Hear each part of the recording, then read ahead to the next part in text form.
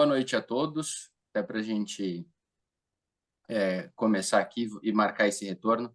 Antes de passar a palavra aos autores, e obrigado mais uma vez, Wilson e Ruben, pela participação e pela disponibilidade, queria só fazer uma rápida introdução, de novo, do que é o projeto Filigrana, o que a gente já conseguiu produzir até aqui.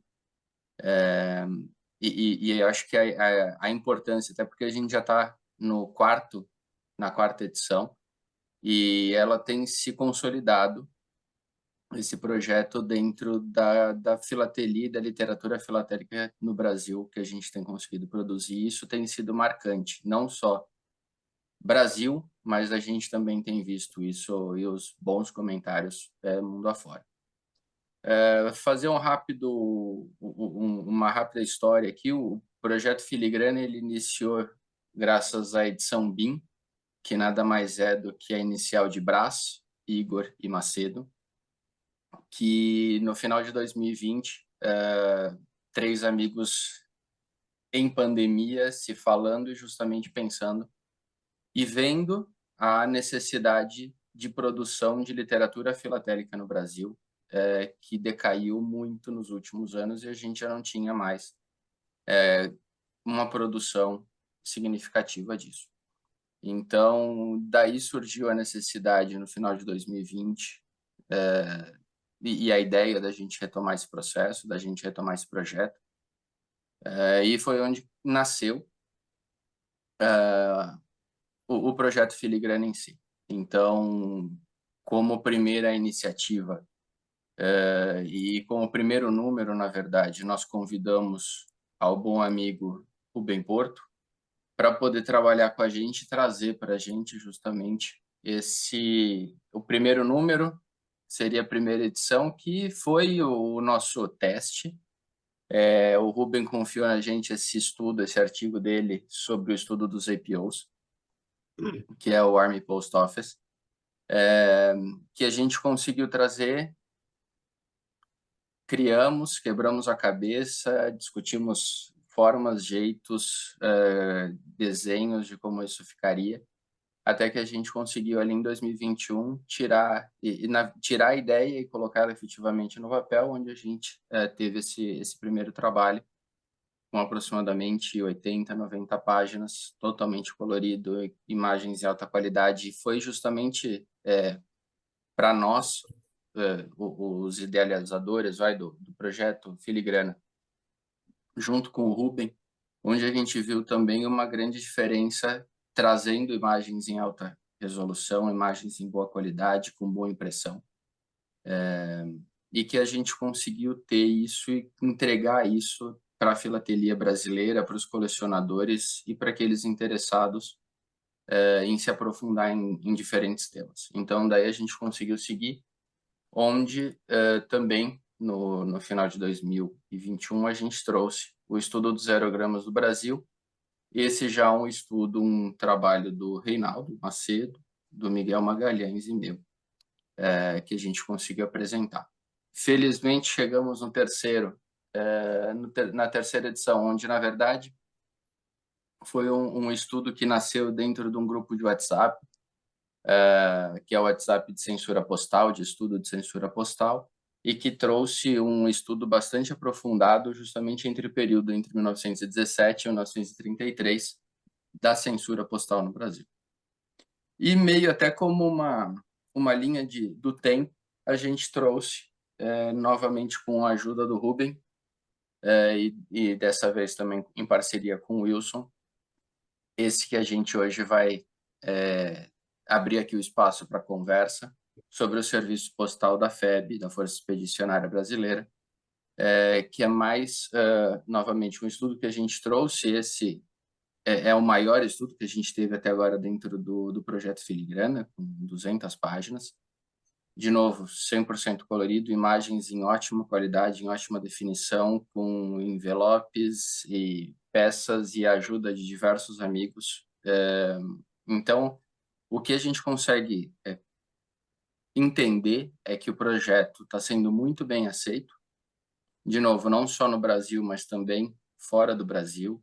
está tendo uma ótima repercussão dos nossos amigos filatelistas, Argentina, Peru, Uruguai, Costa Rica, Estados Unidos, sempre também com palavras de apoio e sempre com o bom reconhecimento desses estudos. Não sei se Macedo, Brás, se vocês querem complementar alguma coisa, ou a gente já começa direto com os autores. Foi perfeito, Igor. Eu apenas acrescentaria o seguinte, dando ênfase ao que o Igor observou, certamente que esse trabalho é uma doação de todos os lados. Não se busca resultado financeiro e apenas uma contribuição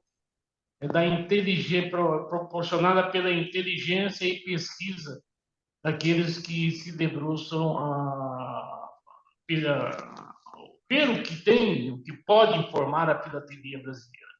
E hoje, os grandes atores são o meu querido Rubem, meu querido Wilson, e, portanto, eu acho que agora eles comandam a festa, né, Igor? Por favor. Então, Rubem, Wilson, espaço de vocês. E, mais uma vez, o meu e o nosso, em nome da edição BIM, muito obrigado por confiarem o estudo de vocês na gente e nesse maravilhoso trabalho que o pessoal tem gostado tanto. Ô, Wilson, começa você aí, Wilson. Eu falo muito. Bom, quero inicialmente agradecer ao Rubem pela oportunidade de a gente escrever esse livro juntos, né? Eu acho que o Rubem é um dos nossos mestres da filatelia, da história postal, e eu fiquei bastante honrado em participar desse trabalho, até porque a Força Expedicionária, ela é meu tema de pesquisa fora da filatelia. Então, o contato que eu tenho com a história da FEB se dá por meio da pesquisa em história, inicialmente com ex-combatentes, né? E mais tarde com o patrimônio fotográfico da FEB. Eu sempre tive esse contato, né? Tenho esse contato com a filatelia por meio da temática que eu trabalho, que é assim, o Brasil na Segunda Guerra Mundial, que é uma coleção que eu estou preparando em filatelia aberta. Mas o que eu achei interessante assim, esse esforço nosso de reunir, de contemplar, né, o que já tinha sido produzido, se produz sobre o Serviço Postal da FEB há bastante tempo, reunir isso numa edição e completar, ampliar o estudo com documentação inédita, né? Como o Rubem pesquisou no AEX, na Bibliex, né? E peças filatélicas que são de grande qualidade e que fazem parte da coleção do Rubem, que foram cedidas por colegas, amigos filatelistas para fazer parte dessa edição. Eu quero falar uma coisa também, em geral, do projeto Filigrana e da história postal no Brasil, né? Para um profissional do campo da história, a história postal brasileira está com uma maturidade muito grande. Eu acho que a gente precisa fazer esse registro, né? Quanto mais eu acompanho a SPP, o Rubem, o Reinaldo, toda essa discussão que a gente faz nas nossas redes, né, de contato, uma coisa que eu percebo agora, a iniciativa da FEBRAF de criar a Academia, né, de História Postal Brasileira, eu acho que é importante a gente ter claro que a gente atingiu um patamar de maturidade de pesquisa em história postal significativo, né? Eu, quando comecei na filatelia, quando adolescente, eu me lembro do Bailong falando de pesquisa em história postal, né? Do Roberto Bailong falando de como é que se faz a pesquisa, o Francisco de Paula Sobrinho com a história postal de Minas, né? E de lá para cá o que eu enxergo assim um crescimento qualitativo da pesquisa em história postal, né? E o projeto Filigrana ele expressa isso. Então eu acho que é necessário fazer esse registro porque é algo que enobrece a filatelia brasileira. Além dos excelentes resultados que o Brasil vem obtendo em exposições, há uma maturidade na pesquisa em história postal que eu acho que a próxima etapa é a internacionalização dessas pesquisas. É cada vez mais a gente publicar fora, permitir o acesso, né, de um público que não lê em português, né, para esses resultados de pesquisa, que do ponto de vista da metodologia é bastante próximo do que a gente faz na academia, na pesquisa em história. Então, é algo que tem que ser registrado, né? E no caso do serviço postal da FEB, do SPFEB, né, a ideia foi a gente produzir um trabalho de historiografia mesmo, com fonte primária, né? Muita fonte primária. Eu acho que assim, o que mais chama atenção nesse material é essa abundância de documentação primária que permite a gente ter uma visão bastante rica da criação do SPFEB, do seu funcionamento e do processo de extinção dele. Então, eu estava conversando isso muito com o Rubem, né? Essa riqueza de informação, de dado, né? Que vai além de quem coleciona, por exemplo, o serviço postal da FEB. Há uma pessoa que, por exemplo, tem um matemático que vai utilizar uma carta transportada, que transitou pelo serviço postal da FEB, ele tem nesse material uma fonte para contextualizar esse material e enriquecer a sua coleção, independente se ela seja de história postal, de censura ou mesmo temática. Então, a ideia é entregar um material rico de dados históricos e de uma boa discussão para que isso seja utilizado de várias maneiras na filatelia, né? Para mim é muito claro isso, né? Uma outra coisa, eu tenho um primeiro capítulo que é uma contextualização da FEB. A ideia é também fornecer um panorama, né, da história da FEB, do percurso da FEB, um resumo histórico, é, antenado com o que a gente vem produzindo nos últimos 15 anos sobre a FEB.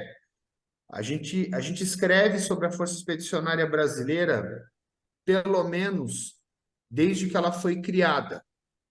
Desde que ela foi criada, em 43, a gente tem as mais variadas produções sobre a FEB. Agora, nos últimos 15 anos, pelo menos, a gente tem visto um processo de renovação da historiografia sobre a FEB. Cada ano sai sempre material novo, muita produção.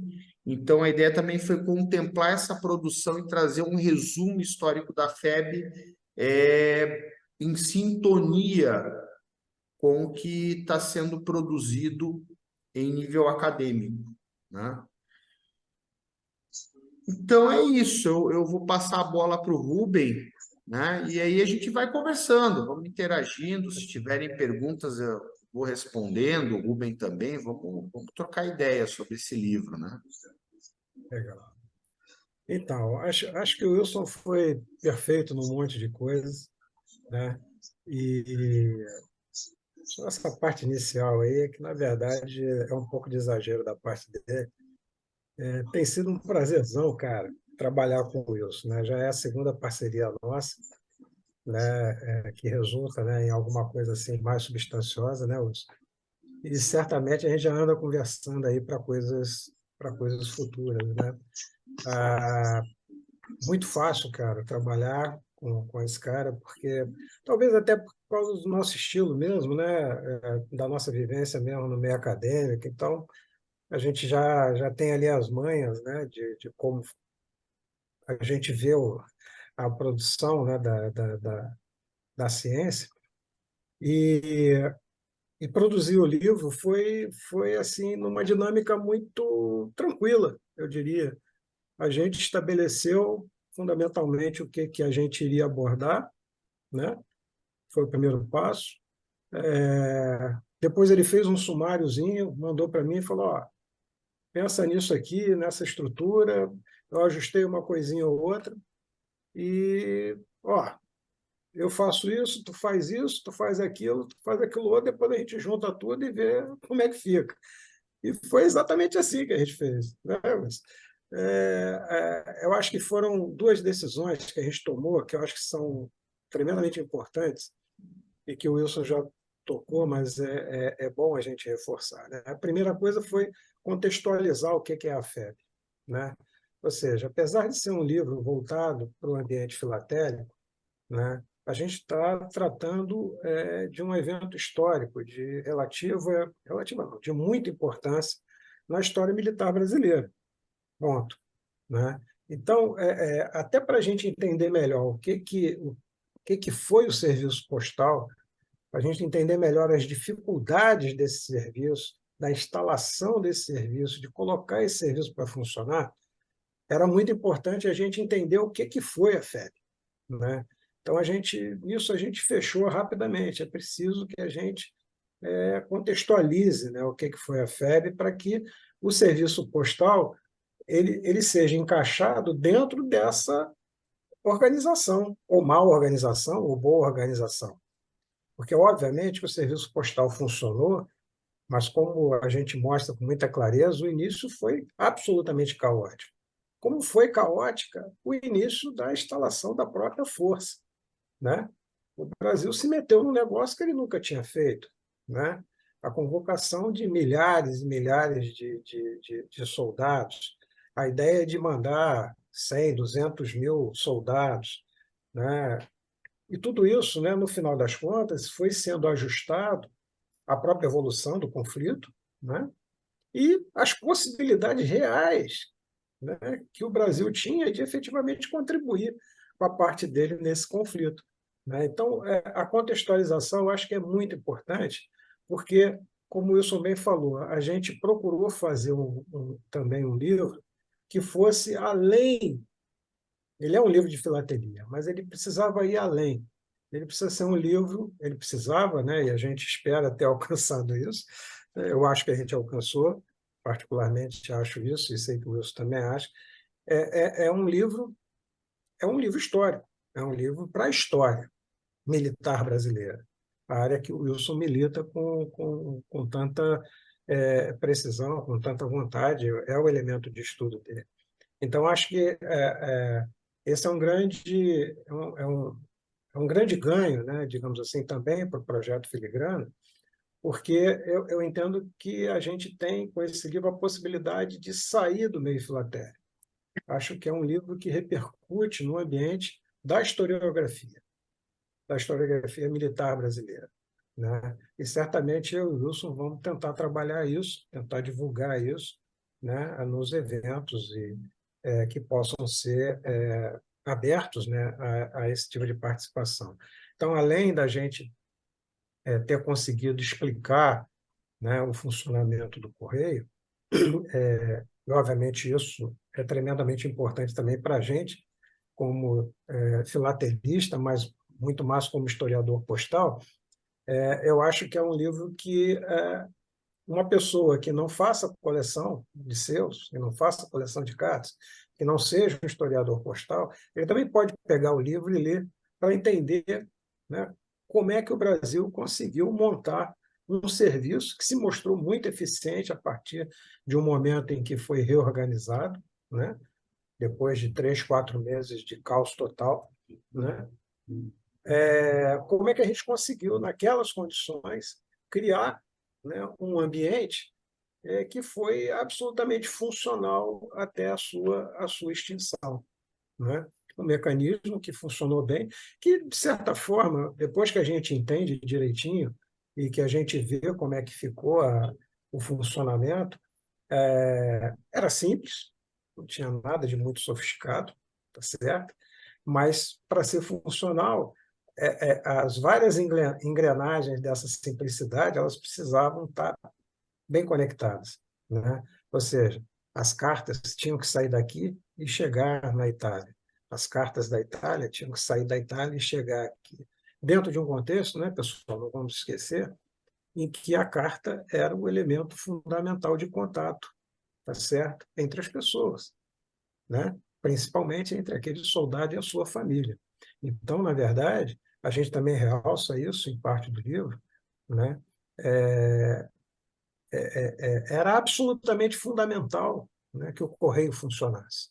E daí o desespero que a gente percebe quando a gente vai, exatamente, eu acho que essa é outra coisa bastante importante, quando a gente vai nas fontes primárias, né, a gente lê os relatórios, a gente lê as portarias, a gente lê as cartas, a gente lê os documentos, e em certo nível a gente vê um certo desespero nessa parte inicial, porque simplesmente não estava funcionando. E as pessoas começaram a se revoltar, tanto lá, os pracinhas lá na Itália, que não recebiam cartas das famílias, quanto as famílias que também não recebiam qualquer informação vinda do fronte, né? E, naquele momento, isso era algo terrível para a moral da tropa. Isso precisava ser corrigido, como acabou sendo, né? E, a partir daí, então, a coisa começou a funcionar numa frequência, né? E com uma qualidade, né? Muito superior, né? Então, é, é, é nesse sentido que eu acho que aquele capítulo 1, né, que o Wilson tão bem escreveu, ele coloca essa contextualização, ele dá para a gente essa situação, né? Para que a gente possa entender também as dificuldades, né, que o Correio, no momento de sua instalação, passou, né? E, mais do que isso, a dificuldade de mantê-lo ativo. Porque, apesar da sua simplicidade em concepção, né, a manutenção desse funcionamento, por mais simples que fosse, exigia uma logística muito pesada, uma logística muito bem azeitada, uma coisa muito bem montadinha, tá certo? Porque, inclusive, né, não vamos esquecer, ele não era 100% controlado pela Força Brasileira, porque levar as cartas para a Itália, né, era função exatamente das tropas americanas sediadas lá no Rio Grande do Norte. Então, tinha uma etapa, né, na verdade, que não cabia, né, às forças brasileiras de fazer, digamos assim, essa engrenagem funcionar, não é? As cartas eram, os malotes eram entregues, né, para que fossem transportados nos aviões da Força Aérea Norte-Americana e entregues lá na Itália para então ser feita a eventual distribuição. Então, tudo isso, apesar da ideia ser simples, não, eu vou recolher aqui, eu vou censurar ali, vou botar na mala aqui, vou mandar para lá, o avião vai levar, o cara vai receber, eu vou censurar de novo, eu vou mandar para a tropa, mas a tropa se deslocar, né? E aí a gente entende por que tem aqueles carimbos de estação postal 1 e 4. E aí a gente se pergunta, mas por que era 1 e 4? Cadê o 2 e o 3? Era para ter o 2 e o 3, mas não teve nem tempo de se instalar o 2 e o 3, porque a tropa começou a avançar tão rapidamente, e lá mesmo no início, o tumulto, né, o organizacional também não era grande, né? Não era uma coisa tão simples. E, na verdade, ó, vamos ficar com um que vai ser o fixo aqui no quartel-general, né? No posto de comando, e esse 4, que foi o primeiro que foi instalado, que vai ser o transitório, que vai atrás da tropa. Onde a tropa for, o carimbo 4 vai estar presente e esquece o 2 e o 3, que seriam estações postais que seriam referentes a outros tipos de atividade. Isso não foi implementado. Então, a gente começa a partir, e acho que o Wilson falou uma coisa que é tremendamente importante. A gente ir nas fontes primárias te permite ter uma compreensão melhor disso, né? Porque uma coisa é você ouvir dizer, uma coisa é você se ouvir dizer pode ser uma interpretação, né? Que alguém deu aquilo que leu. Mas quando você vai lá e pega o documento original, pega os relatórios, pega as portarias, pega toda uma seção que eu pesquisei aqui na Bibliex de documentos secretos, que agora não são mais secretos, evidentemente, mas na época está lá escrito, lá, batido carimbo secreto, e você vê as dificuldades, porque isso era um assunto de Estado. O mau funcionamento inicial, né, do serviço postal da FEB era um assunto de Estado, porque, como eu falei, era o único elemento de comunicação, né, existente. E aí isso se propaga não só para as cartas, mas também para os telegramas, né?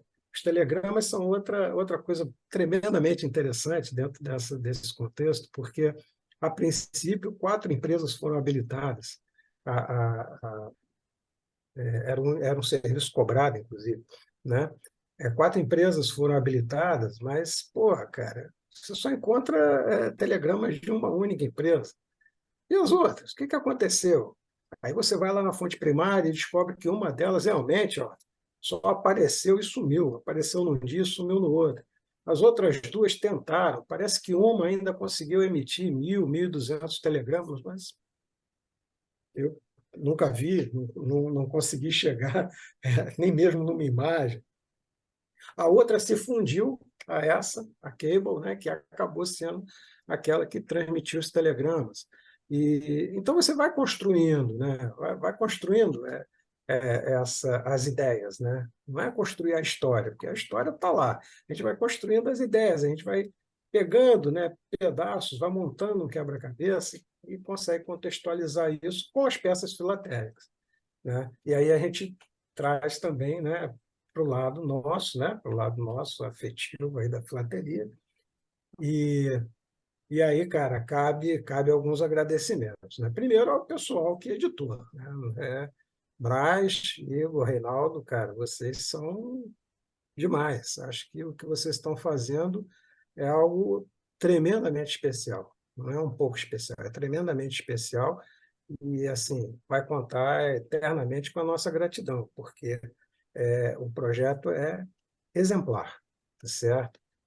A gente tem que agradecer também aos caras que patrocinam isso, né? Então, tá lá o Constantino, está lá o Acef, está lá o Jung, né, o Fevereiro, né, que ajudam na construção desses elementos com os patrocínios. E especificamente, né, nesse trabalho, a gente tem que agradecer também a pelo menos dois que estão aqui, né, com a gente, né? Ao Domingos foi, cara, falei para Domingos, ó, manda aí teu material. Ele falou, me dá 2, 3 dias. Juntou, rapaz, mas veio tudo dissecado, não deu trabalho nenhum. Veio tudo organizado direitinho, as descrições numa planilha, ó, essa peça é isso aqui, o que tem de importante é isso aqui. Domingos, cara, muito obrigado mesmo, até porque as peças, algumas são peças excepcionais, né? Vamos deixar claro, né? O Reinaldo com os telegramas também, né? O telegrama social, que o Reinaldo tem um muito bonito, o meu é bem feinho, então a gente acabou usando o Reinaldo. O Miguel, cadê o Miguel? Está ali, estou vendo o Miguel ali com a perna para o alto, com a carta do Castelo Branco, né? O Roberto Weiser, que também colaborou, o Henrique também, a gente usou o material também do Henrique, né? Relativo ao treinamento, né, do pessoal, da aviação, né, da FAB, um documento, são 2 peças muito raras que estão lá na coleção do Henrique. Então, sabe, a gente agradece também a vocês, a cada um de vocês que permitiu o uso, né, dessas imagens, porque assim, eu nunca penso que o trabalho está esgotado, mas eu acho que a gente avançou tremendamente, sabe? Eu acho que para quem hoje quiser estudar a FEB, esse livro ele corresponde assim a uma compilação de coisas que já tinham sido feitas, né? Não vamos esquecer, tem 2 trabalhos importantes que a gente resgatou parte deles, tá? Mas eram trabalhos assim feitos ali quase que quando a FEB estava sendo finalizada, né, a sua atividade. Então, era uma coisa meio precária, né? A gente foi lá, checou muita informação, algumas batiam, outras não eram bem do jeito que estava, mas principalmente a gente conseguiu, né, colocar aquilo que esses autores já tinham trazido, e muito mais, é bem verdade, mas aquilo que inicialmente eles tinham trazido e que estavam lá desenhados à mão, né, com clichês, a gente colocou no documento postal, né? Então, acho que isso é um ganho tremendo também, né, na descrição do material. E é um material muito rico. Pode parecer que não, né? Porque, pô, a princípio você diz assim, pô, mas tu falou que o correio é simples, um negócio que vai ali, censura, vai. Mas quando você para, quando você olha, quando você estuda, você começa a descobrir coisas diferentes, né? Você começa a descobrir que tem um carimbozinho das enfermeiras, você começa a descobrir que tem uns carimbozinhos vermelhos, que você não sabe por que que tem, você começa a descobrir que, porra, cartas da FEB foram parar no Paraguai, e isso não estava previsto. Então, né, tem os telegramas, né? A gente vê que tem dois tipos de telegrama, e vai por aí afora, vão aparecendo as coisas, né? Vão aparecendo as diferenças também nos elementos postais, no tipo de carinho, coisas desse tipo. Acho que tem ali uma contribuição bacana para quem se aventurar aí pelos caminhos da fé. Mas acho que a, a contribuição, assim, não vou dizer mais importante, mas que tem tanta importância quanto a contribuição filatélica, que eu acho que esse livro tem um potencial de ser inserido no contexto da história brasileira, da história militar brasileira, e eu tenho certeza que o Wilson vai saber explorar isso com bastante propriedade, né, sendo ele do meio, e a gente ainda vai falar muito desse livro. Portanto, editores, talvez sejam necessárias aí novas edições. É isso, pessoal. E a gente fica aí à disposição agora para conversar aí, abrir uma conversa aí com vocês. Quaisquer dúvidas, alguns já receberam, né? Eu ainda não recebi, mas o meu está chegando, é porque eu pedi para o Igor segurar um pouco, eu estava viajando. Alguns já receberam, já folhearam. Qualquer dúvida aí que vocês tenham, agora é conversar sobre FEB e sobre as peças, né? Eu acho que tem muita coisa bonita ali, né? E muita coisa rara, né? Vamos deixar claro também, né?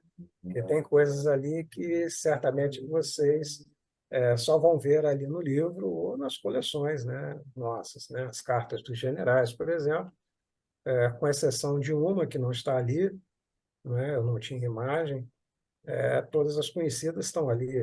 Aí você diz assim, pô, mas só tem três ou quatro. Não, tem três, né? São três, acho. A quarta não está ali, porque só tem isso mesmo, né? Então, vamos procurar, de repente aparece mais alguma por aí, guardada em algum lugar, né? É, esses carimbos específicos da LBA também são uma coisa muito legal de se trabalhar. Um inteiro postal da LBA, que também foi emitido, e que tem muito poucos circulando, muito poucos circulando. Algumas correspondências da FEB que circularam via APO e que vem até com aquele.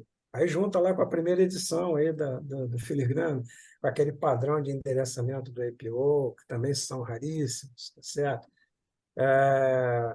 Os documentos, né, relativo à participação da FAB, né?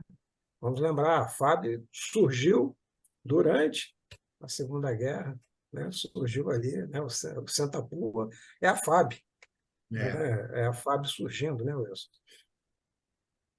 E essa documentação é extremamente rara. A gente tinha aí talvez umas 12, 13 cartas conhecidas. E aí, no encontro lá de Ribeirão Preto, eu estava vindo-me embora quando apareceu lá um massinho de cartas desse. E, curiosamente, tinha uns 5, 6 cartas do, desse grupo de aviação de caça, que não estão no livro, porque o livro já estava fechado, já estava pronto, mas aí já apareceram mais algumas coisinhas e tal.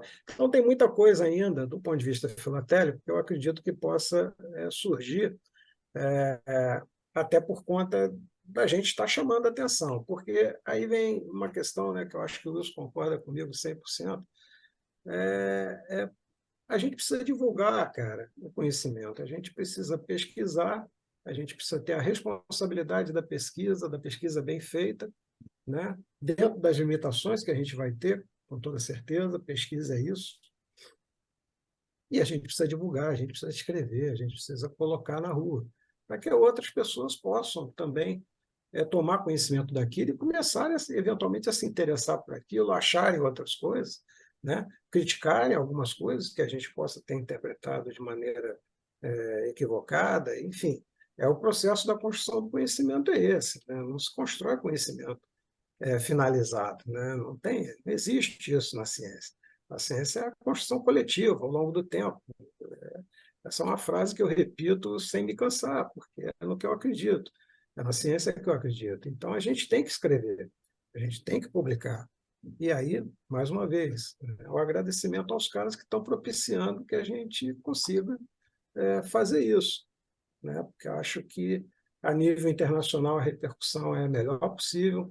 Eu recebo muitas mensagens perguntando se a gente não vai fazer uma versão em inglês. Eu digo, porra, meu irmão, já é tão difícil a gente fazer em português, vai fazer também em inglês. É um sonho, mas, enfim, Tu sabes, Rubem, assim, curioso. quando a gente fala do Brasil na Segunda Guerra Mundial, a nossa participação militar na campanha da Itália foi uma participação modesta, né? Uhum, A gente enviou aí uma divisão de infantaria. A ideia original era enviar um corpo de exército, não foi possível. uhum, A gente enviou um esquadrão de caça, né? Só que isso uhum, desperta uma curiosidade muito grande. E de uma forma geral, os produtos, né, os vestígios dessa participação, como, por exemplo, os documentos filatélicos, cartas, marcas postais, selos, chamam muito atenção. É interessante como tem essa visibilidade.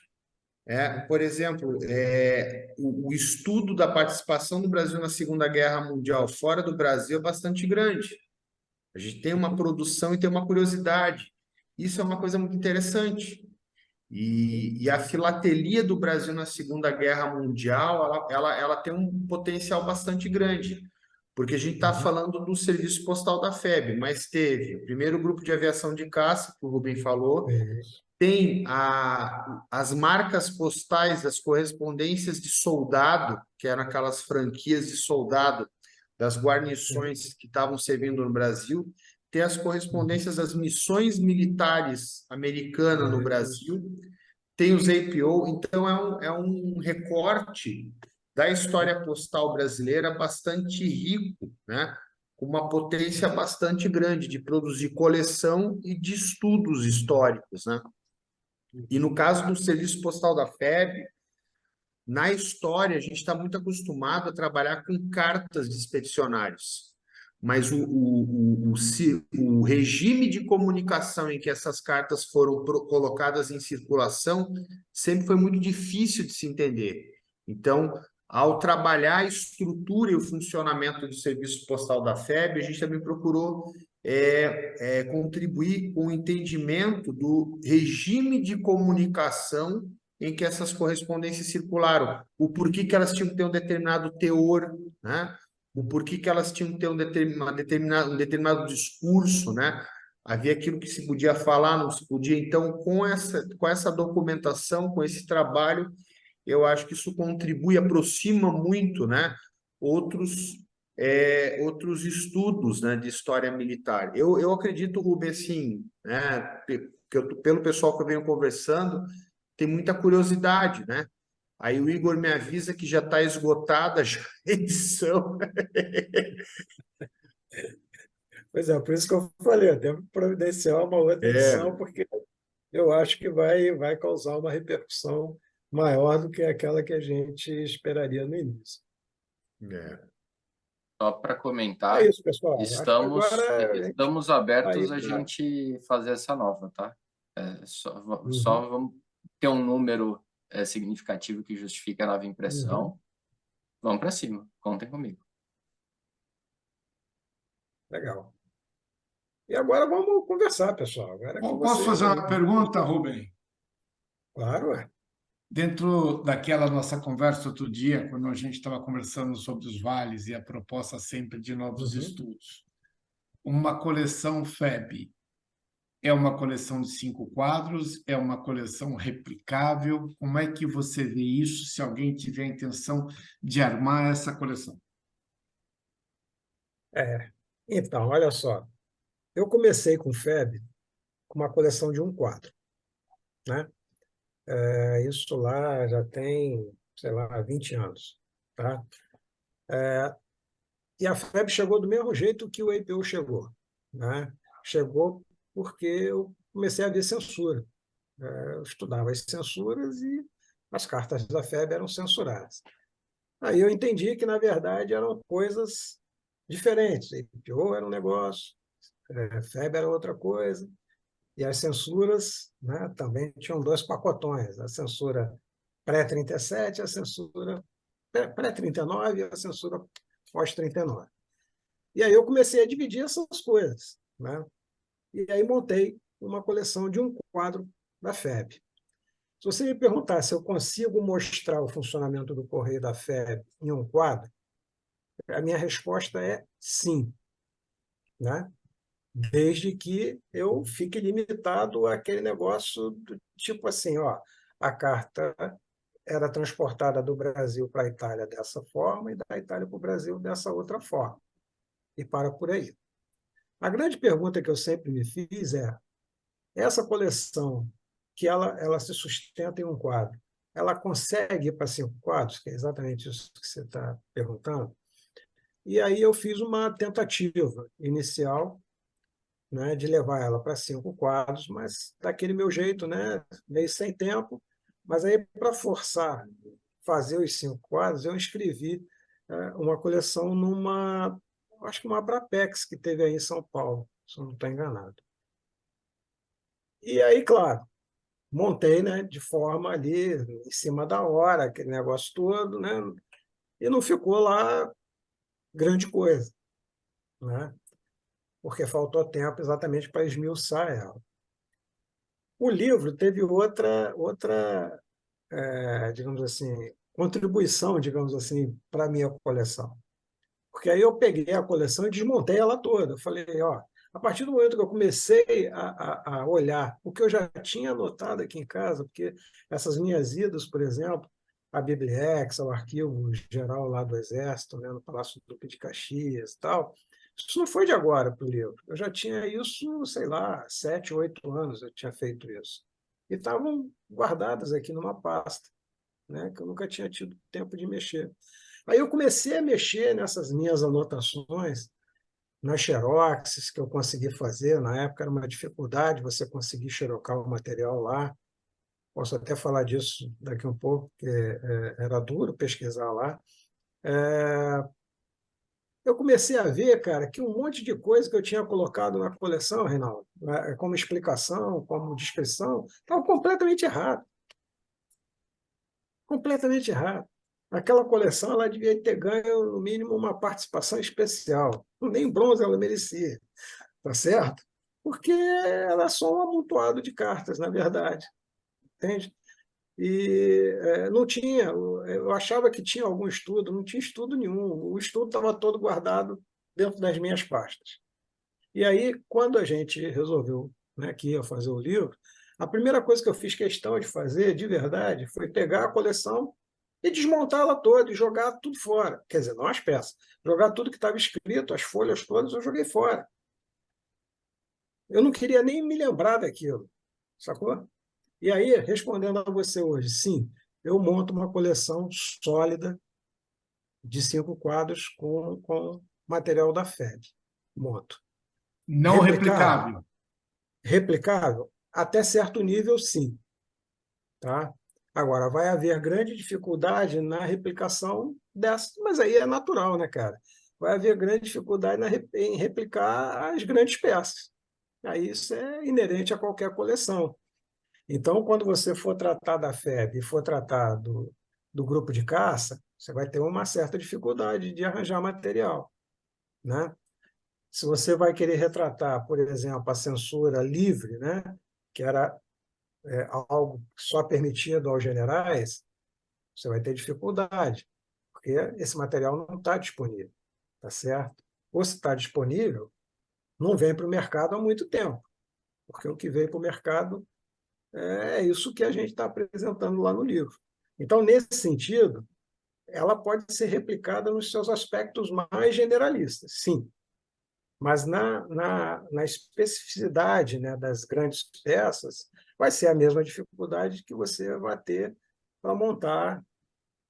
Eu não acho que seja mal comparando, mas eu vou usar a expressão: se você quer montar uma coleção de óleos de boi e quer usar as grandes peças de óleos de boi, você não vai conseguir replicar, porque só tem uma quadra de 30 réis, por exemplo. Então, você pode até montar, mas você não vai botar uma quadra de 30 réis, porque só tem uma e possivelmente não vai estar contigo. Mas é possível fazer uma coleção honesta de FEB de 5 quadros. É possível. Existe uma coleção de FEB de 5 quadros na Itália. Ela esteve aqui na Brasília, tá? Ela participou da Exposição Brasília. Era uma coleção quase tão atabalhoada quanto a minha, mas era melhor, tá? Eu acho que ela ganhou aqui até um vermelho, se não me engano, uma coisa assim, né? Tinha algumas peças muito interessantes, que obviamente, né, aquela coisa de sempre que a gente fala, na correria eu não consegui registrar. Quando eu fui registrar, já tinha baixado a coleção, então, mas tinha coisas interessantes lá. Mas tem uma coleção na Itália, sobre FEB, né? Mas não tem as grandes peças, não tem, isso que eu falo, não tem a abordagem do grupo de aviação de caça, não tem a abordagem das cartas livres de censura, tá? Mas tem peças muito boas referentes aos outros aspectos, né, inerentes ao correio. Então, é possível, sim, é possível fazer para 5 quadros, e entendo que é possível replicar a coleção dentro dessas limitações, tá?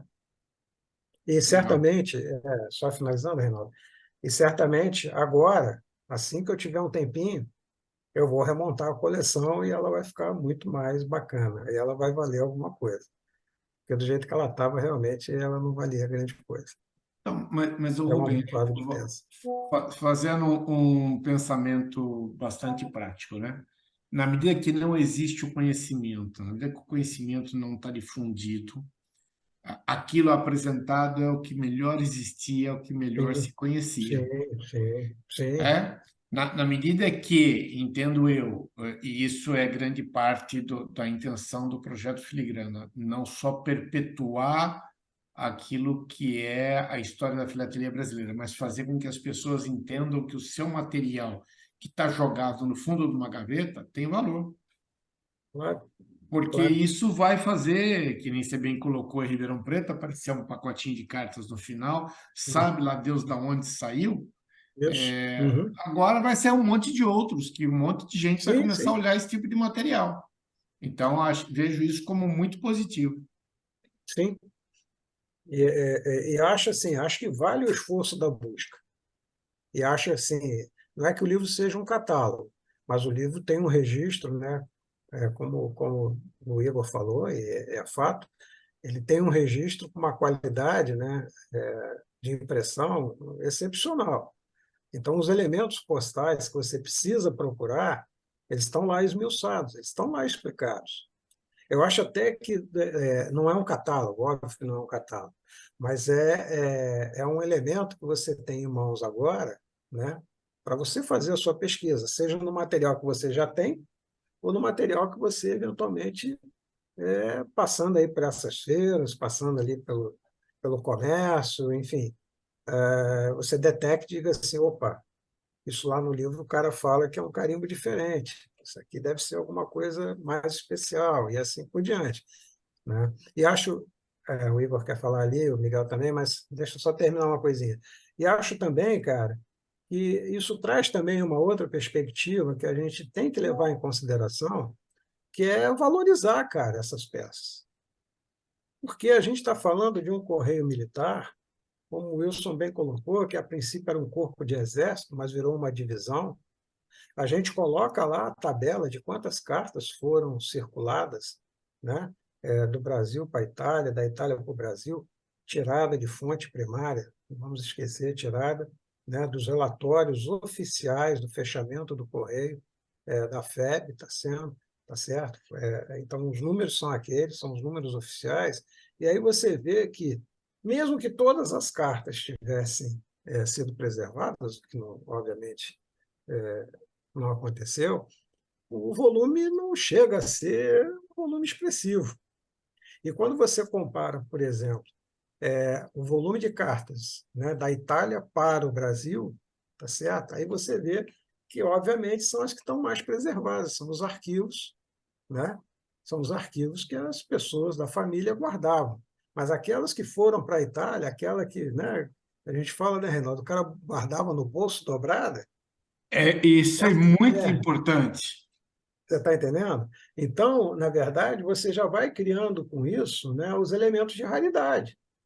Cartas que vêm para o Brasil são mais comuns do que as cartas que vão para a Itália. Tá certo? Isso é certo, né? As cartas que ganham o carimbo de estação postal 4, carimbo grande, elas são mais comuns do que as cartas com carimbo de estação postal 1 pequeno. Tá certo? Por quê? Porque o corpo de tropa estava andando, eram aqueles caras que escreviam. Os caras que estavam aqui atrás, eles também escreviam, mas eles eram em menor número, né? A mesma coisa, cartas do coletor norte. Cara, foram escritas 5.000 cartas. 5.000 cartas. Eu digo para você hoje, com toda certeza, não existem circulando no mercado, em coleções, não existem mais do que 30, 40, 50 cartas com carimbo coletor norte. Estou exagerando, estou sendo otimista, hein? Estou sendo bem otimista, tá certo? Então, cara, você vai criando, tem elementos ali que já te permitem, na verdade, criar também essa relação de dificuldade, de raridade, né? De você, como filatelista, buscar aquilo que, porra, isso aqui, ó, tem um coletor norte aqui, caramba, pega isso, meu irmão. Ah, mas a carta está rasgada, dane-se, rapaz. Que é isso? É uma carta que foi para a guerra. Quer que ela esteja lá bonitinha, limpinha? Eu queria ter uma que tivesse um tiro passando pelo meio dela. Ia ser fabulosa, para botar Pouquinho de lá na abertura sangue. da minha. Talvez, eu não ia exagerar tanto, mas tudo bem. Ah, passou o tiro pelo meio e está no bolso de algum lugar, né? Não tem como. É verdade, é verdade. Mas entende? Então, essas coisas, elas são importantes, né? E aí eu acho que o livro também te dá agora uma base legal de você justificar esse nível de raridade do material. A gente colocou lá, né, também, né, todos aqueles índices, né, cara? Aquilo é uma coisa, cara, absolutamente nova, né? Você saber exatamente aonde o cara estava. Então, você pega a cartinha lá, é 390. Porra, vai lá, tá lá na tabelinha. Onde é que esse cara estava? Ele era do corpo médico. Ah, esse era do corpo não sei do quê. Esse era da intendência. Não, esse estava tomando tiro lá na frente. Tá tudo dissecado. E aí a gente vai começar a ver que aqueles que estavam lá na frente tomando tiro devem ser mais raros do que aqueles que estavam atrás, que não tomavam tanto tiro. Então, aqueles numerozinhos também começam a fazer um sentido diferente. Eles não são mais só numerozinhos postos na cara, né? Então, acho que o livro traz, para a filatelia, traz esses elementos assim, que são, do meu ponto de vista, impactantes. Eu acho que são bem impactantes. E só para Vai lá, complementar, vamos ler. Rubem, Né? só um segundinho, só para importante, o que a Claro. gente discutiu é exatamente isso, né? Uhum. O estado de conservação, a gente tem que levar em conta que o cara que Claro. recebeu a carta está na fronte de batalha, ele vai Uhum. abrir dentro da ansiedade dele, dentro do Isso. momento que der, e vai guardar como dá.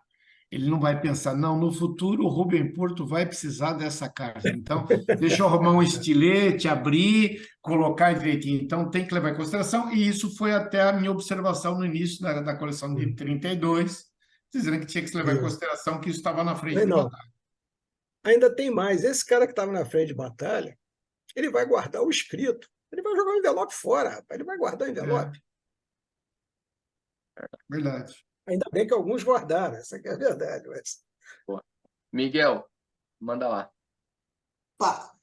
Eu, a princípio, queria dar os parabéns para vocês aí, que foi é um trabalho fantástico. Eu já, da capa até a última página, me fascinou, ficou muito bonito.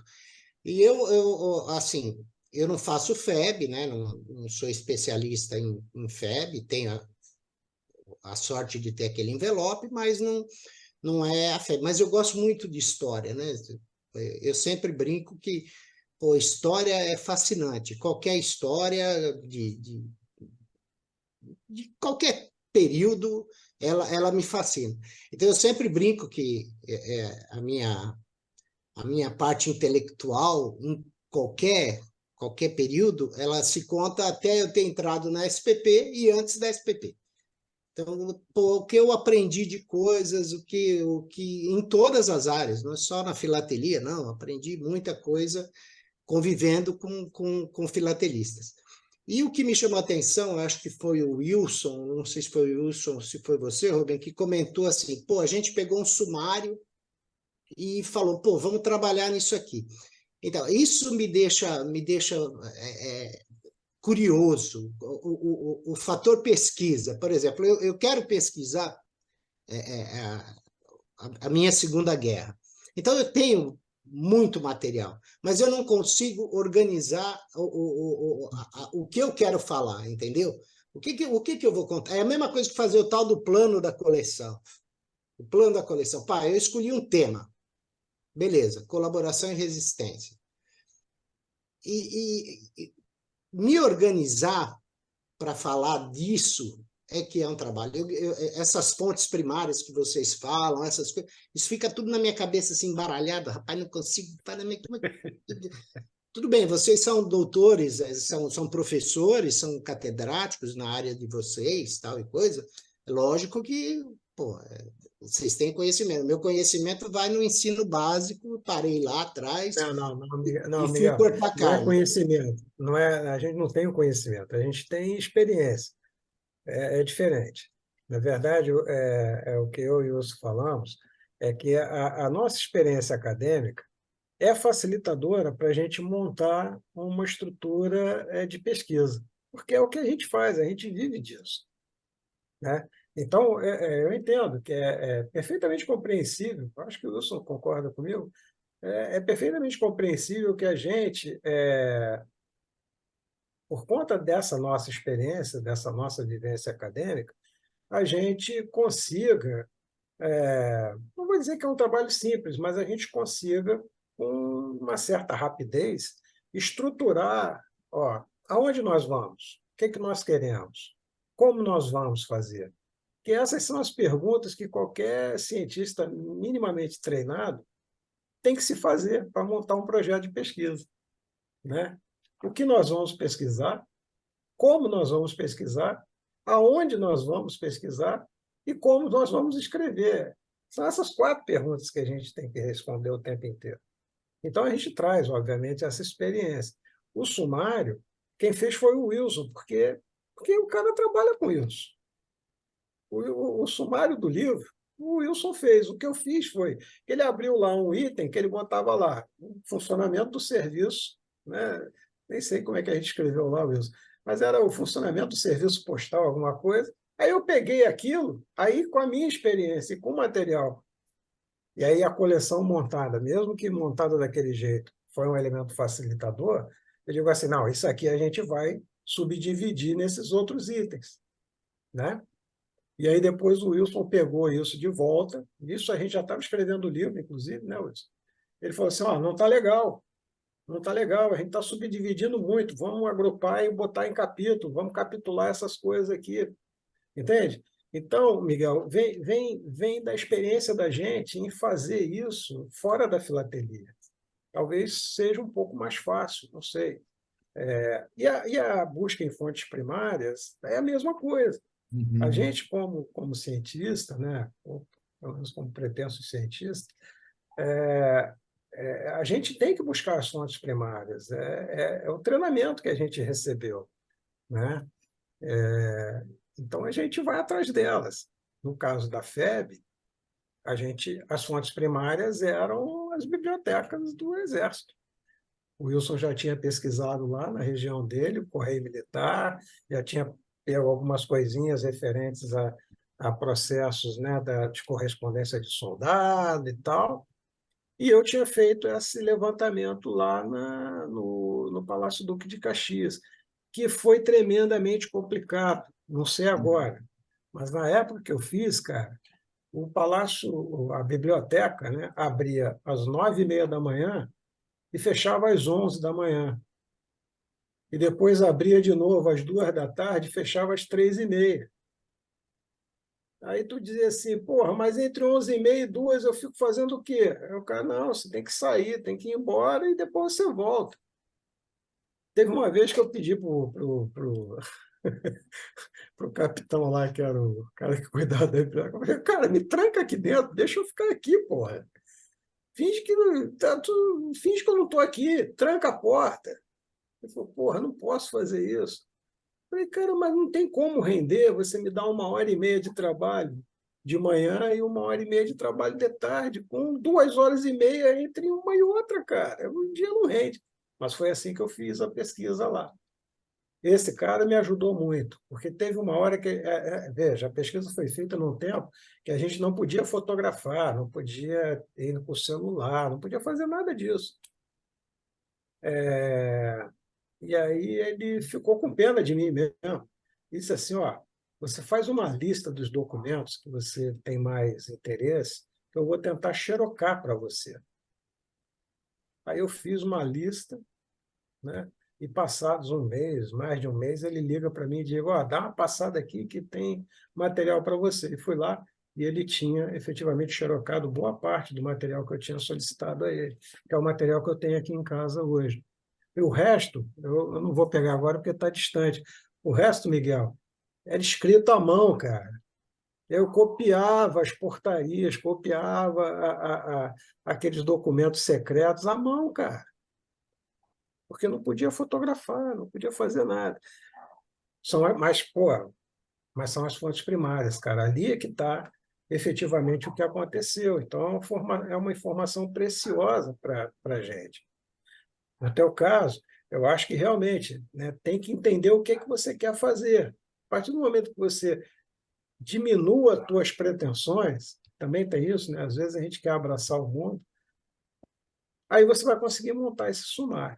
Mas o sumário que a gente trabalhou para fazer esse livro foi o Wilson que montou, cara. Eu dei só uns retoquezinhos no que dizia respeito efetivamente ao Correio.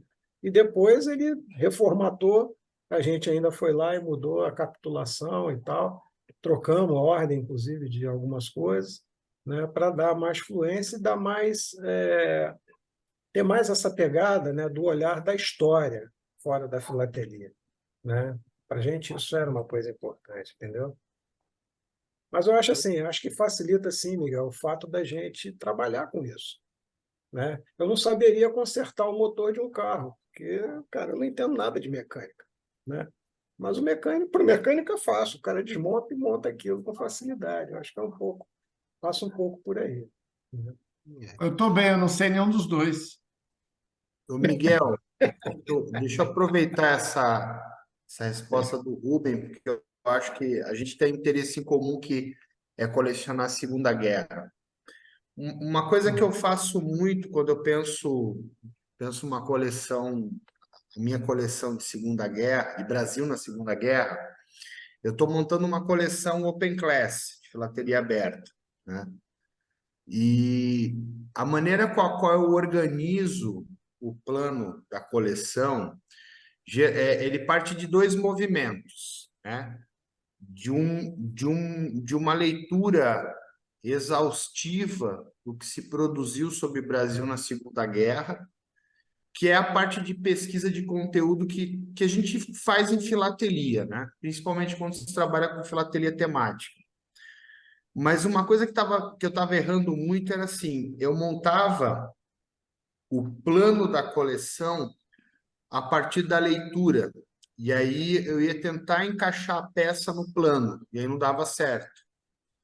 Eu alterei a ordem. Então eu tenho o conteúdo histórico, mas eu monto o plano a partir da fonte, que é a peça filatélica. Então, olhando o material que eu tenho, eu faço a seguinte pergunta: quais abordagens eu posso fazer a partir desse material? E aí se torna mais tranquilo para organizar um plano coerente. porque o plano emerge do material que eu tenho e não de uma bibliografia que eu li, e aí eu tento encaixar o material na bibliografia. Eu acho que se você inverter a ordem, pegar o teu material, distribuir ele e olhar assim, ó, quais são as abordagens que eu posso fazer, o plano sai com mais fluidez. Porque às vezes a gente tem um conteúdo que a gente leu ali que quer encaixar na coleção, mas fica esgrimando com a peça filatélica para tentar encaixar, aí não fica coisa boa. Então, pega assim, ó, material, o que que eu posso abordar a partir desse material? Se eu vou trabalhar, por exemplo, se eu tenho um material bastante rico das legiões estrangeiras na Wehrmacht, por exemplo, ali tu vai trabalhar em cima disso. Você tem um material ali de movimentos de resistência, então eu vou investir no tratamento desse material, que foi o que a gente fez, né? Quando a gente vai montar um projeto de pesquisa em história, o contato com a fonte primária ele acontece na fase de preparação do projeto. Por quê? Porque a partir do olhar que eu vou ter nessas fontes primárias, eu consigo ver quais temas eu posso abordar em cima delas. Então, eu sugiro, né, porque é uma coisa que eu sempre penso quando eu estou trabalhando, a pesquisa em história e a pesquisa para montar uma coleção. É sempre assim, esse é o meu material, como é que eu posso abordar? Talvez eu acho que isso vai te dar uma luz maior, né, mais forte para organizar esse material. Bem sacado mesmo. É exatamente isso. Eu devo ter aqui uns, sei lá, 300, 400 livros sobre a Segunda Guerra Mundial que eu li e já esqueci. Você lê um pouco, os fatos marcantes te gravam, né? Então, eu já tenho um índice, por exemplo, dos principais fatos em ordem cronológica, tal, da coisa. Tenho isso. E agora eu resolvi, igual falei, eu juntei todo o material e fui fazer, mesmo capítulo que não vai entrar na coleção, tinha lá generais da Segunda Guerra, tal. Ele provavelmente não vai entrar em colaboração e resistência, talvez um ou outro. Então, todos os generais estão em folhas que eu montei, o general fulano de tal, e tudo material. Então, tem as legiões, tem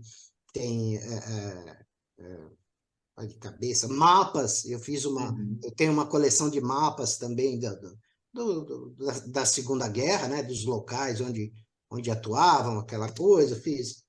De cabeça não lembro, eu sei que deu mais de 200 páginas, então, para tirar 80, eu estou falando de página A4, né, ou para tirar 40 de A3, eu acho que tem o material.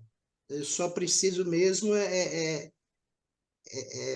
fazer isso que você comentou agora, focar no meu material e não Exato.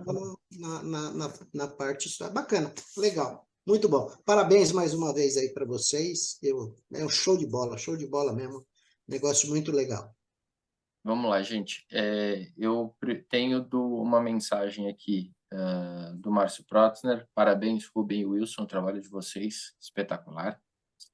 E aí eu tenho uma pergunta, tanto do Silchar quanto do Sávio Errara, que eu acho que elas até são bastante próximos, tá? Entre si.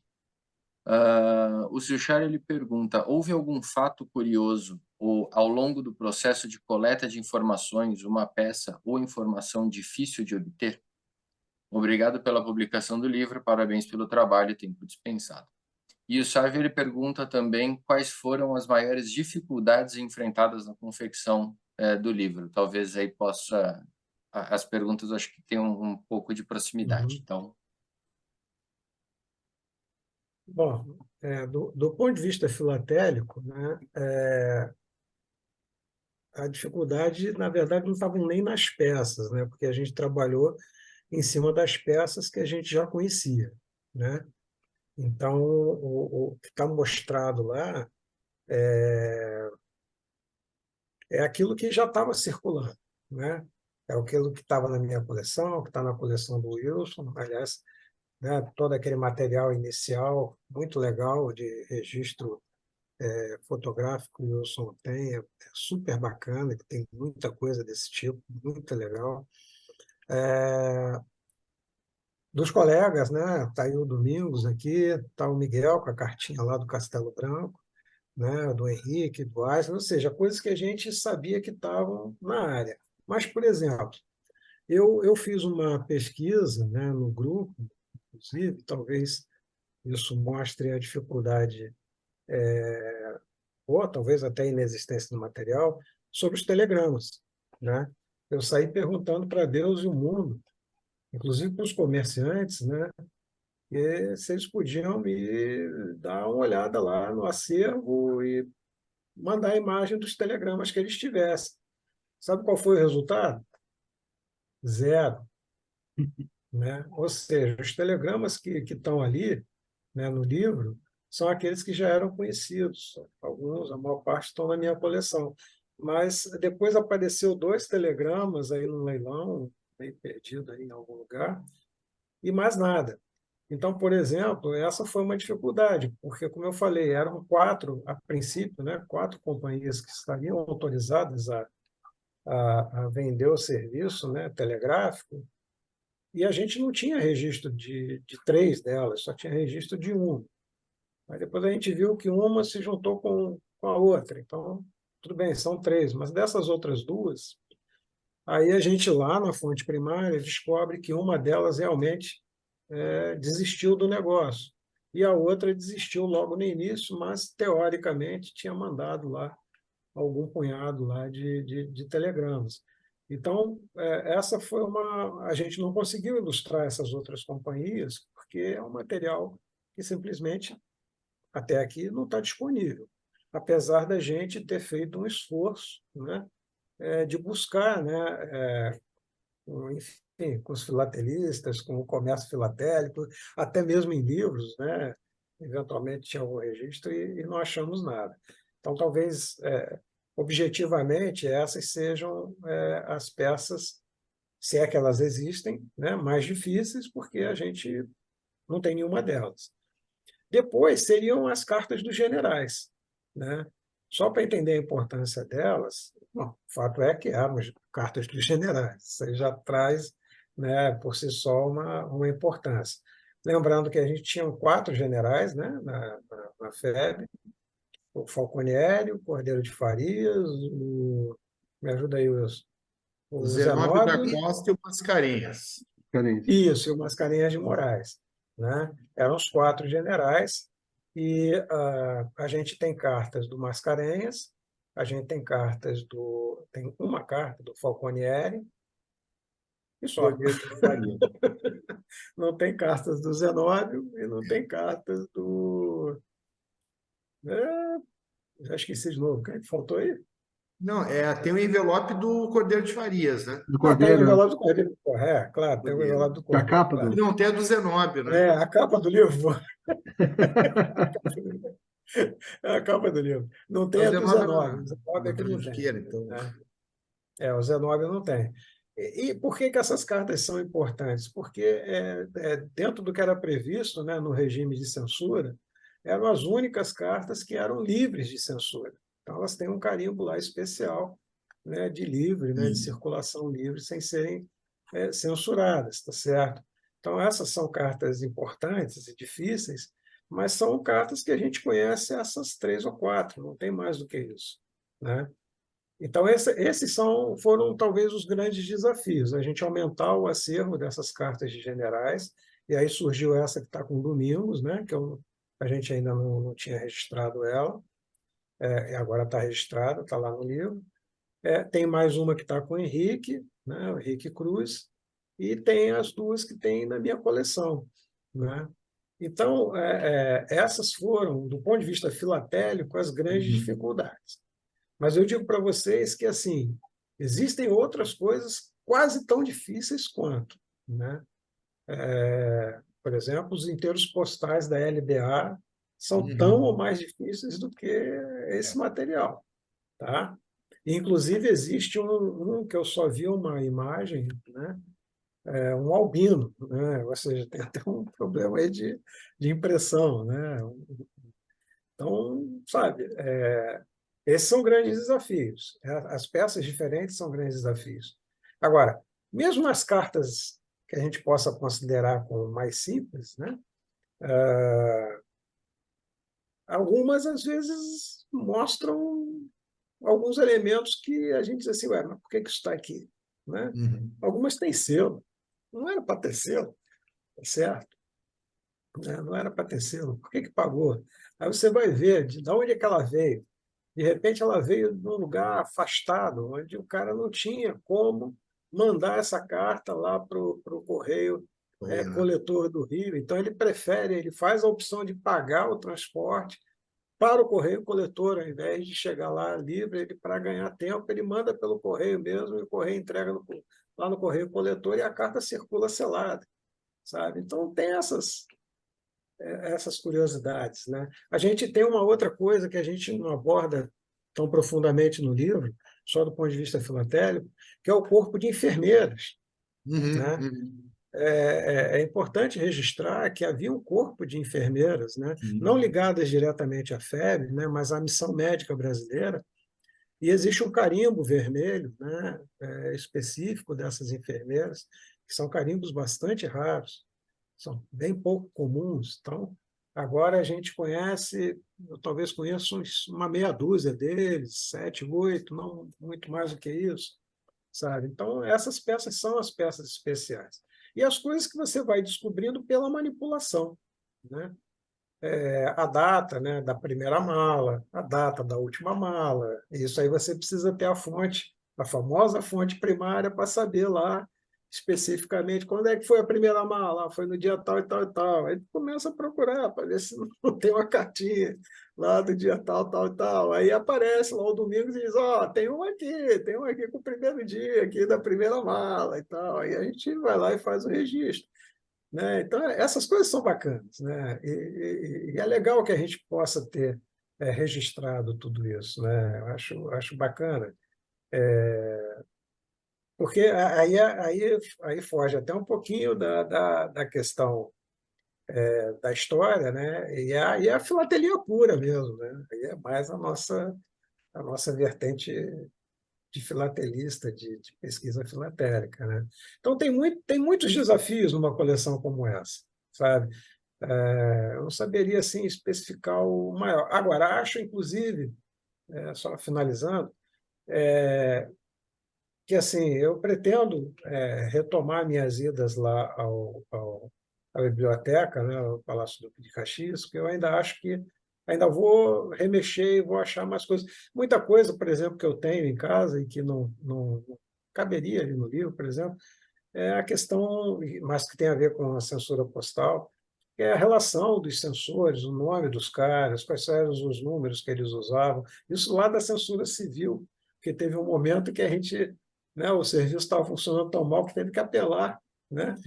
Teve que apelar para a censura civil para dar um andamento no funcionamento. Então, tem lá a relação dos caras, tem lá quanto eles ganhavam, como eles tinham sido contratados, onde tinham sido treinados.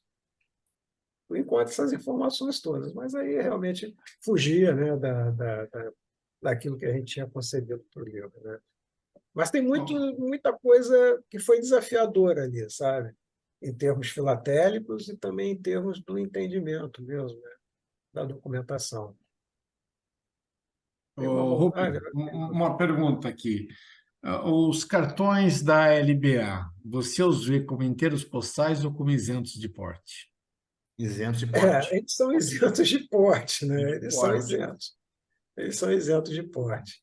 Aliás, a Mas- LBA é uma coisa interessante, né? Porque a LBA ela tem esses cartões, e aí eu concordo com o Rubem, né? Não são inteiros, como os cartões da Revolução Constitucionalista, né? Aparecem como inteiro, mas você, né, Rubem, Reinaldo, faz aquela discussão que, olha, são belos cartões, mas não são inteiros, né?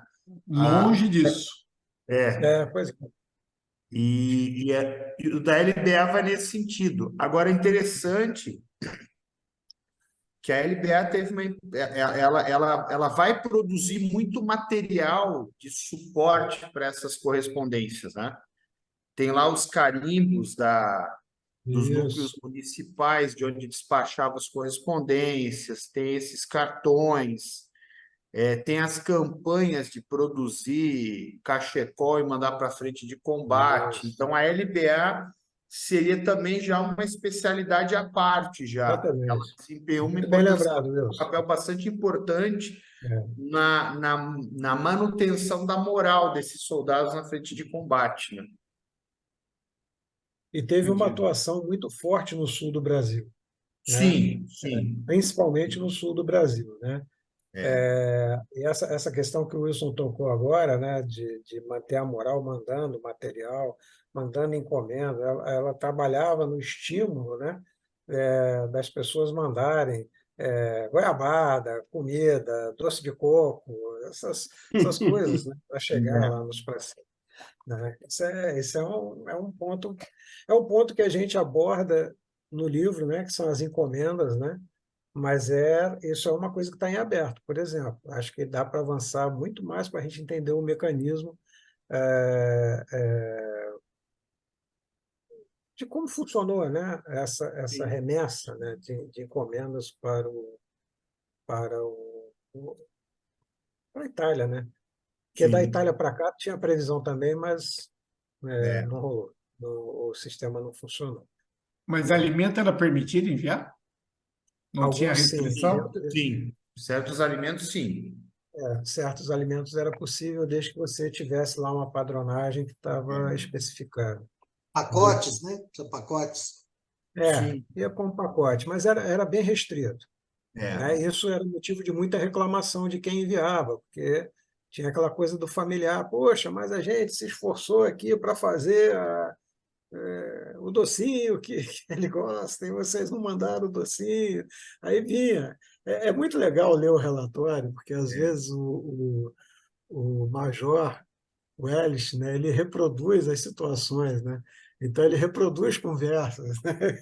E as É uma conversas são boa. hilárias, de certo nível, né? Você É vê uma assim, boa. caramba, o cara teve que aturar isso mesmo, né? De É. falar lá, não, mas não, vocês comeram o docinho que eu mandei pro fulano de tal, lá da Itália. Ele explicar, não, minha senhora, eu não posso mandar isso, porque está fora da regra. Não, vocês comem o doce, por isso que não chega lá. Enfim, umas coisas bem interessantes. Chega a ser engraçado em certos momentos. Legal. Diga aí, mano. Bom, o que eu posso Eu dizer? não achei que Agradecer. você tinha feito. Tá Bom, bom. Domingos levantou a mão. Vai lá, Domingos. Na última hora, não. Só uma perguntinha para ti, está esgotada a edição? Ah, tá esgotado. Então, uma notícia. Acaba de ser leiloado um volume Não, pelo vamos Beto lá. por R$ 100, já está valorizando. Porra, aí, Tá ó. esgotado. Vamos lá, tá esgotado. É assim, deixa eu explicar a impressão do filigrana. Temos, como o Rubem bem disse, temos 4 apoiadores, porque eu não vou nem dizer apoiadores, são 4 apoiadores Uhum. que nos ajudam. Então, eles, cada um, recebem uma cota de impressões e o restante fica conosco, filigrana, que eu recebo os pedidos e faço os envios depois. Comigo, acabou tudo. O que eu tinha. Lógico que com os 4 apoiadores, com certeza Tá. ainda tem, e um deles sempre coloca na hora no leilão, logo no leilão seguinte. E já Então, foi leiloado por R$ 100. que bom. Então, Que bom. Lance parabéns. inicial 80, já vendeu por Já 100, tá está tendo valorizando. já está tendo É. valorização do estudo e do material. Viu? Mas eu vejo com muito bons olhos o projeto, porque essa ideia de a gente resgatar a parte da filatelia brasileira que efetivamente existe, está renegada e pode ser motivo de grande estudo e grandes coleções, eu acho que Uhum, tende a ser, vamos usar o termo perpétuo, porque perpétuo não existe nada, mas longevo. uhum. Reinaldo, Sem olha dúvida. só. Como eu falei, né? A coleção da FEB sai da minha ideia de fazer um estudo sobre a censura postal no Brasil. Aí sai a coleção de FEB, sai a coleção de APO, tem o material de Suez, né, que está aqui guardado. Tem material das missões norte-americanas que está aqui guardado, né? A parte de censura, certamente, Uhum. a gente subdivide ela naqueles períodos, né? Esse que a gente publicou o livro, e o período posterior. Isso tudo sai de um tema central, censura, sabe? Então, cara, é uma enormidade de coisas que você pode fazer, que você pode pesquisar, e eu insisto, todos esses temas, alguns com maior, outros com menor dificuldade, são possíveis de serem acessadas as informações de base que te permitam o entendimento filatélico do que está acontecendo. É uma questão de você ter tempo, né, de achar os locais certos, né? O Wilson fala uma coisa que é a repercussão lá fora, e eu sempre uso o exemplo do IPO, né, cara? Eu recebi, não foi uma nem duas, foram dezenas de solicitações, né, por conta dos norte-americanos desconhecerem, Uhum, né, uhum. desconhecerem, a palavra é essa mesmo, né, desconhecerem sequer a importância do funcionamento dos IPOs aqui no Brasil. Para eles era só ó, tem um negocinho ali, né? A tropa parou ali e mandou umas cartinhas, né? Então, você vê como é que, na verdade, a gente também vai resgatando um pouco, né, da importância, como você falou, da importância do tema, né, sabe? E tantos outros podem surgir a partir disso, não tenho qualquer dúvida. E aí eu tomo o Insisto, gancho, Rubem, e aí eu até peço sim, desculpa, mas eu tomo o gancho justamente para abrir o espaço para que, claro. para que qualquer pessoa, qualquer filatelista, se tiver um estudo, entre em contato conosco, entre em contato comigo, com o Macedo, mesmo o Brás, Uhum, para a gente poder conversar, entender, estruturar isso para que vire um livro e a uhum, gente possa incluir ele no Filigrana. uhum. O Filigrana ele não trabalha unicamente por convite, vamos colocar, Sim, né? sim. Até porque o primeiro Claro. foi um convite para a gente poder tirar ele, fazer ele arrancar. Uhum, É, uhum. depois todos os outros, um foi a gente que se ofereceu, o segundo, o terceiro foi Coletivo saiu do próprio um, grupo de um grupo de censura. Uhum, WhatsApp, ou seja, não existe uma regra. uhum.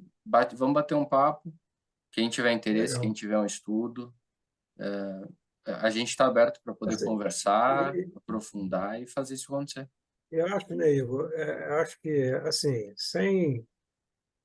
muito ao contrário, mas sem diminuir a história postal do Império, a gente precisa olhar para a história postal republicana.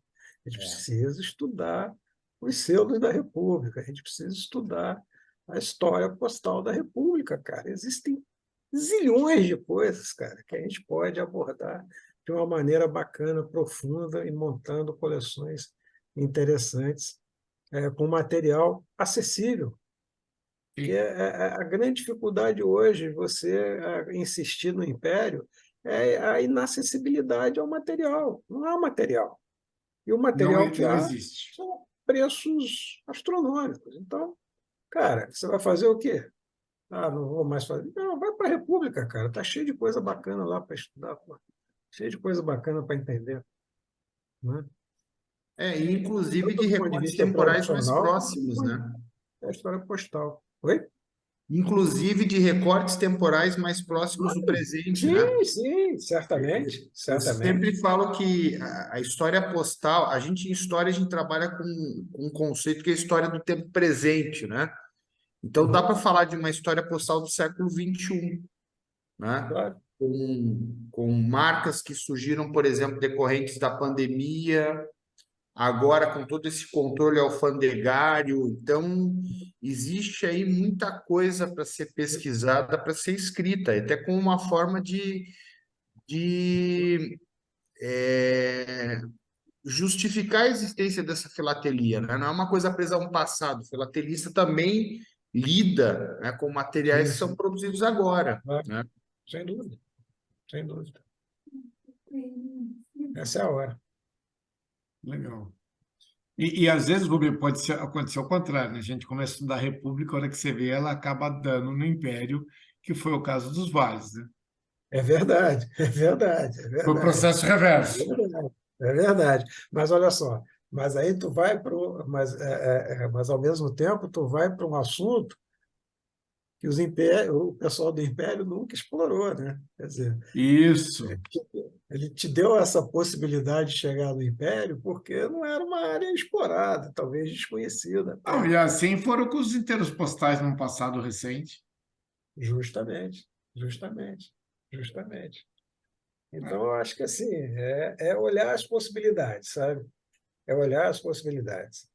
Né? Por exemplo, se a gente fosse se fixar na história militar, né, que é o motivo da gente estar aqui hoje conversando, você vê, ó, tem intervenção de Suez, tem intervenção Uhum. do Congo, tem intervenção no Haiti, tem o prêmio Nobel dos capacetes azuis, né, que chama? Azuis. Uhum. Capacete azul.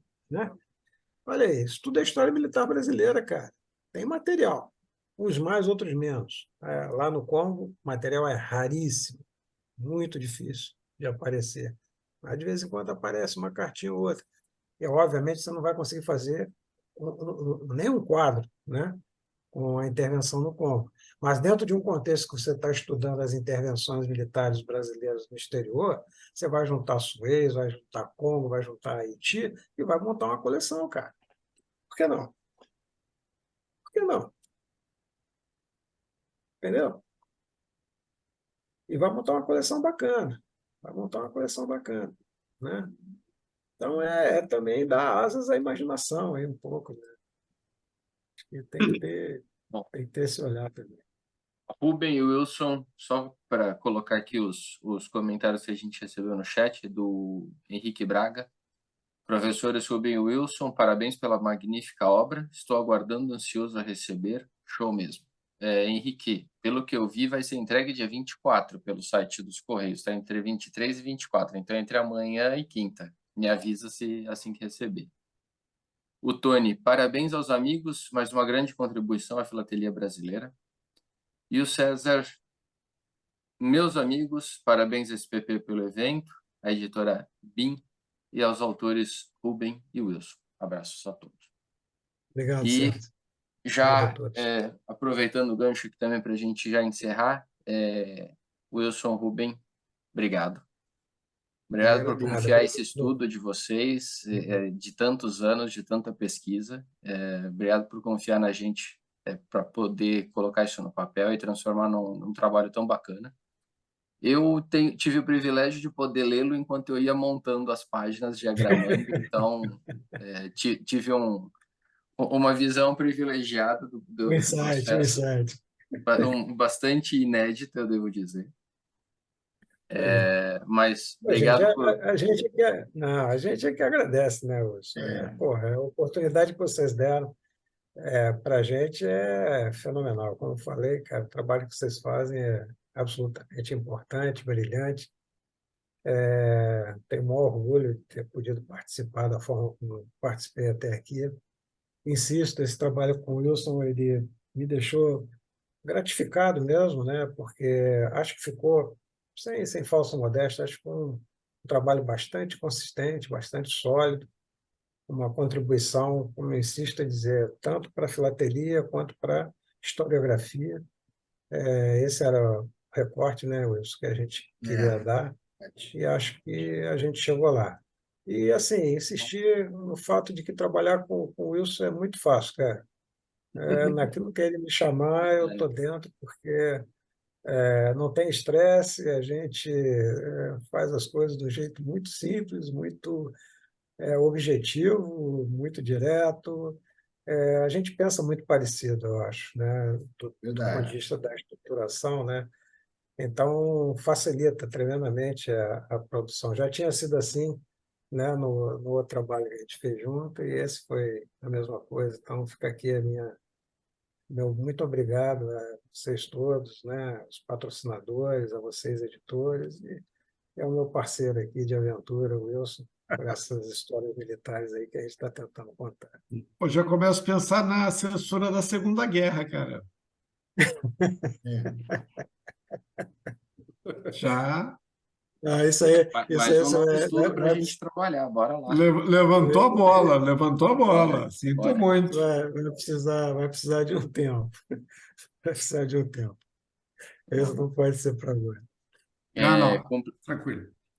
Só para complementar, o Dênio também mandou parabéns pela pesquisa. Um abraço a todos. Então, gente, Legal. mais uma vez, obrigado aos dois.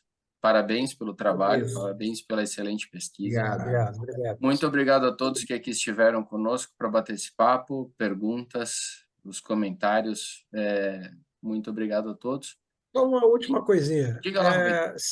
Se mais à frente, mas aí precisaria ser um pouquinho mais à frente, for de interesse, a gente pode montar tipo, mostrar como é que funcionava o Correio da Febre com base no material que está no Por livro. favor, E aí a gente agenda aí uma coisa qualquer do por favor. Conecta e traz só para mostrar como é que funciona. Já que está esgotado, né? Sucesso absoluto. Muita gente Sucesso não vai ter o absoluto. livro, aí fica o registro em vídeo. Tá bom, Wilson. Vamos pro leilão da CEF, vamos lá. Não, eu e o Wilson vamos nadar de braçada nos royalties. Abraços a todos. Falou, Boa. pessoal. Obrigado, Fica gente. Abraço, gente. Abração. Abração. Beijo. Tchau. Tchau, tchau.